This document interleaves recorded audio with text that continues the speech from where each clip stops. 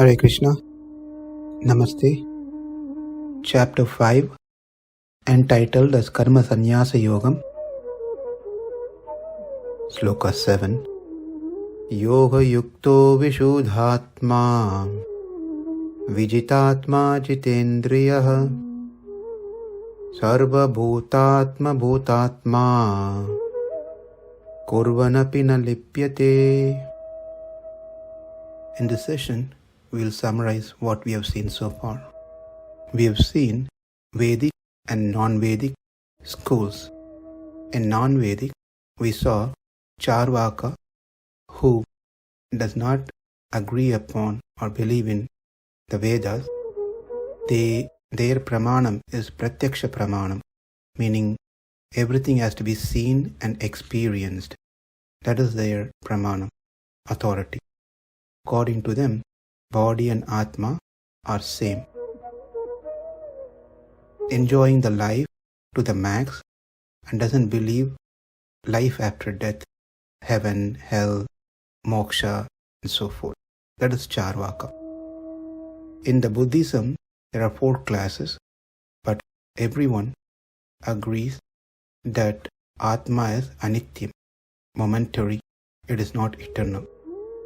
And also, all the 4 classes within Buddhism denied the authority of Vedas. In that, Madhyamika didn't even agree upon pratyaksha pramanam that we see. Like the Charvaka, everything is sunyam. External object is sunyam. The knowledge is sunyam. Yogacharya also on the same line, but then he accepted the knowledge, but the knowledge to be momentary. And it's just a series of mental ideas. Sautrantika based his argument with Anumanam, that is inference, and he went one step ahead above the Yogacharya, where he also accepted the jnana and also accepted the external object, but he said it cannot be perceived directly.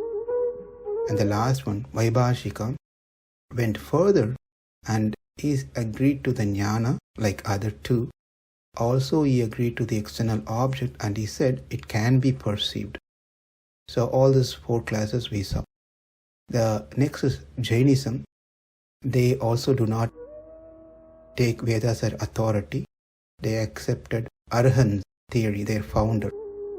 And according to them, Atma is the size of the body that they attend.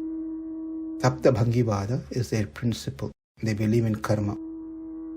Then we saw the Vedic school of thought, starting with Advaita. According to Advaita, Atma is one, it is not many. There is no distinction as Paramatma and Jivatma. And there is no distinction within Jivatma because Atma is one. And every external object that we see, everything else is illusion, Maya. Then we saw Vaisheshika, who doesn't accept Vedas as Apurushaya.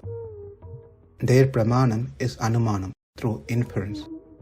They also doesn't agree and admit Prakriti as per Upanishad. Nyaya principles are based on Vaisheshika theory. Therefore, the same thing applies in Nyaya as well.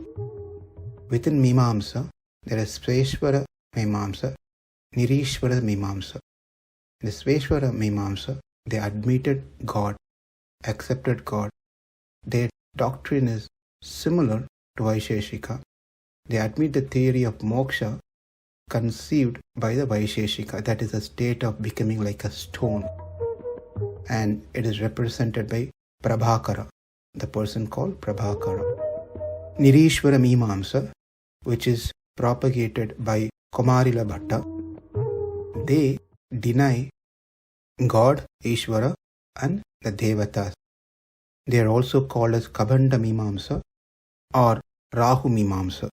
The importance are given to the ritualistic part of Vedas admit that by performance of prescribed actions in the Vedas, one gets some deeds.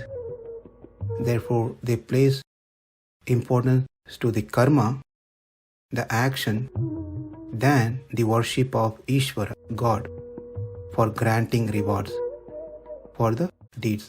It is the action that produces the result. It is not given by Ishvara or Devatas. Sankhya accepted Vedas, denies the existence of Ishvara as a separate tattva other than Prakriti and Purusha. And we also saw Yoga school. Ishvara is separate tattva than Prakriti and Purusha, unlike the Sankhya. But this Ishvara is kept as an instrumental cause, not Upadana. To refresh what is Nimitta Karana, Upadana Karana and so forth, please refer to part 8 of the same sloka.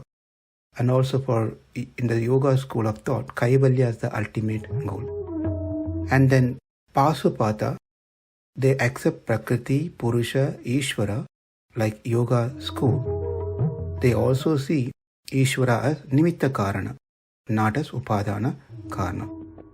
Their religious observation are opposed to the Vedic teaching. They consider the Vedas are Paurushaya, as authorized by human being.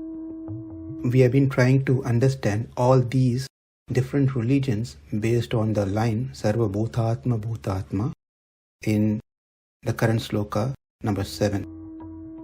We saw how each one of these schools of thoughts has its own defects in denial or understanding the teachings of Vedic scriptures. All these schools can be easily defeated by one statement that's there in the Upanishad.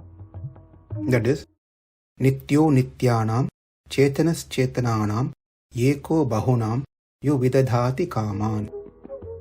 The translation is that one Supreme Lord who is eternal and sentient to the eternal and sentient living entities give what they desire, fulfill their desires.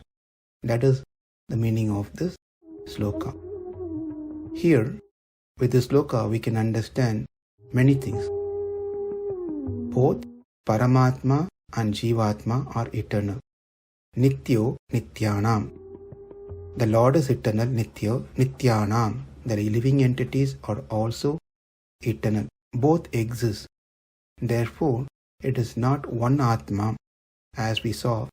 Some schools consider that there is only one Atma. So the Advaita philosophy is being defeated by this.